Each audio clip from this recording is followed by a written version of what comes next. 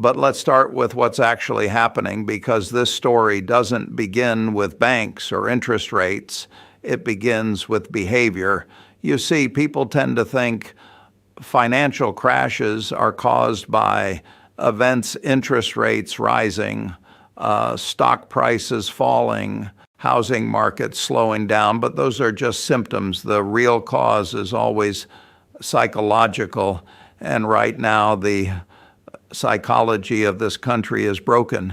We've trained an entire generation to believe debt is wealth, that if you can borrow it, you can afford it. And that's a dangerous illusion. For seniors, especially those on fixed incomes, this mindset is deadly, because as inflation eats away at purchasing power and interest rates rise, more and more retirees are being squeezed quietly, slowly into financial traps that will eventually force them out of their homes. I've seen it before. Back in the early 1980s, I watched as retirees lost everything they had, saved because they trusted safe bonds that were paying high interest rates until inflation destroyed their real value. And then I saw it again in 2008 when people thought their home equity made them rich.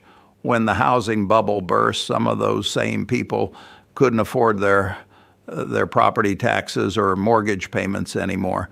Today, the pattern is repeating, but it's disguised differently. We've built an economy that's running on fumes, credit cards, home equity loans, and inflated property valuations. And for seniors, that's a perfect storm, because as soon as one piece of that puzzle gives way, whether it's the market, the dollar, or home values, everything else starts to collapse with it. Now, let me make a bold claim here, and I want you to think about this carefully. The next housing crash won't begin with young people defaulting. It'll begin with seniors liquidating. That's right. The trigger this time won't be first-time buyers walking away from bad loans. It'll be retirees being forced to sell because they can't afford to stay.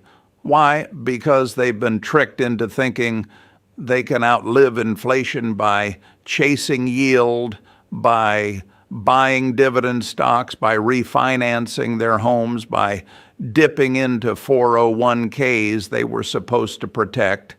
And they've been told, don't worry, the market always comes back. But that advice only works if you have time. Seniors don't have time. They don't have 20 years to wait for a recovery, and that's what nobody wants to say out loud. I was at a meeting not long ago with some people in Washington, and I said, look, we're sitting on the edge of a demographic time bomb. You've got 70 million baby boomers retiring, living longer than any generation before them, and their savings rate is lower than it's ever been. What happens when inflation stays high for another 5 years? Do you know what they said? They said, that's a political problem. No, it's a human problem. People are going to lose their homes, not because they made mistakes, but because nobody warned them that the rules changed. Let me give you an example.